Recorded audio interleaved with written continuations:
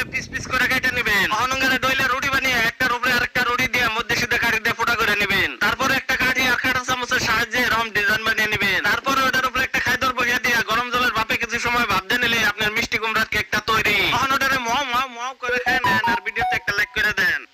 মিষ্টি কুমড়া দিয়েও যে এত সুন্দর একটা কেক বানানো যায় এই কথা বহুতেই জানে না। তাহলে আর দেরি না করে চলেন কেকটা বানিয়ে নেই। প্রথমে কটা মিষ্টি কুমড়া সিদ্ধ করে নিয়ে তার উপরে ডিমের কুসুমের মিশ্রণ ঢালে দিয়ে ভালো করে গলিয়ে নেবেন। তখন তার উপরে 300 গ্রাম ময়দা, 20 গ্রাম চিনি আর অল্প ইস্ট দিয়ে গোড়াগুড়ি শুরু করে দিবেন। কিছু সময় পরে হাত দিয়ে ভালো করে ডইলে একটা লাড্ডু বানিয়ে নেন। তারপর ওটারে পিস পিস করে কেটে নেবেন। অহনঙ্গারে ডইলে রুটি বানিয়ে একটার উপরে আরেকটা রুটি দিয়ে মধ্যে সিদ্ধ কাঠি দিয়ে ফুটা করে নেবেন। তারপরে একটা কাঠি আর কাঁটা চামচের সাহায্যে এরকম ডিজাইন বানিয়ে নেবেন। তারপরে ওটার উপরে একটা খাইদর বসিয়ে দিয়ে গরম জলের ভাপে কিছু সময় ভাপ দিয়ে নিলে আপনার মিষ্টি কুমড়ার কেকটা তৈরি। অহন ওটারে মাও মাও মাও করে খেয়ে নেন আর ভিডিওতে একটা লাইক করে দেন।